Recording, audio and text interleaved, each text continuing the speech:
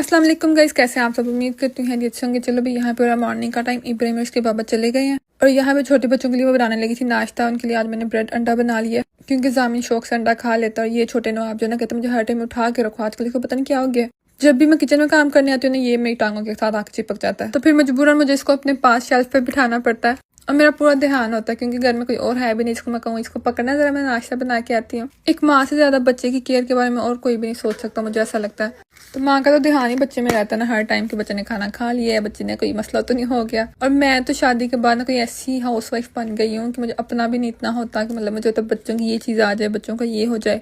और पहले मैं ऐसी थी कि हम लोग बाजार जाते थे अम्मी के साथ ना, तो अम्मी अक्सर जैसे माइंड करती हैं घर की चीज़ें लेनी ना, जो अपनी पॉकेट मनी भी होनी ना उसकी घर की चीज़ें ले लेनी, कप ले लिए, ग्लास ले लिए, बेडशीट्स लेनी। तो मुझे गुस्सा चढ़ता था कि मतलब बच्चों वाली सोच तब कि ये घर की चीज़ें क्यों लेते हो, अपनी पॉकेट मनी से अपनी चीज़ें लो, शूज़ लो, कपड़े लो, बैग लो। तो मेरा तो तब यही होता था ना, जो पैसे अपने पास आए अपने ऊपर खर्च कर लिए।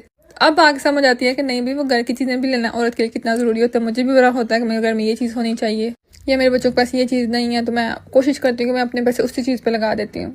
और फाइनली आज मैंने अपनी कुछ एक चीज़ ऑर्डर कर ली थी। ये मेरा काफ़ी टाइम से ना दिल था लेने पे, तो आजकल वो लगी हुई थी ब्लैक फ्राइडे की सेल। आपका यहाँ पे ब्लैक फ्राइडे होता है और हमारा यहाँ पे ब्लैक फ्राइडे के नाम से होता है, लेकिन ये कहना नहीं चाहिए। इब्राहिम आ गया था, उसके लिए रोटी बनाई पहले, फिर उसके बाद उसके पापा आ गए थे, उनके लिए रोटी बनाई। फिर साथ मैंने अपनी चाय भी रख दी पीने के लिए शाम के टाइम जब हम पीते हैं, क्योंकि आजकल इसके बगैर गुजारा नहीं हो रहा। तो मैंने तो अपना खाना बच्चों के साथ ही खा लिया था। यहाँ 4-5 बजे तक अंधेरा हो जाता है, बाहर 5 बजे तक फुल अंधेरा हो गया होता है। करना किसे की होता, सुबह उठो और 5 बजे अंधेरा पड़ जाता, थोड़ा सा काम करो बीच में।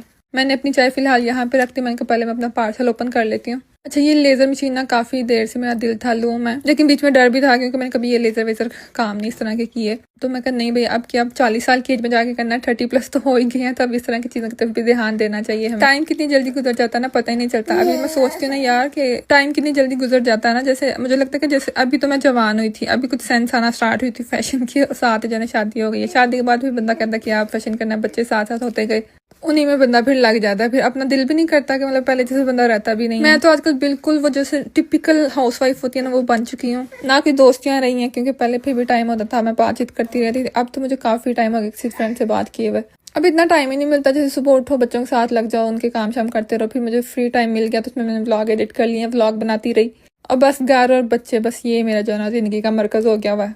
मेरे बच्चे ठीक है, उन्होंने खाना खा लिया, मेरा घर साफ है, बस ये 2-3 चीज़ों की प्रायोरिटीज लाइफ में रह गई है। चलो आज तो मेरी लंबी दास्तान स्टार्ट हो गई थी। यहाँ पे ना सुबह हमने नाश्ता किया, दोपहर मैंने बनाया था आलू गाजर मटर, इब्राहिम को बहुत अच्छा लगता है।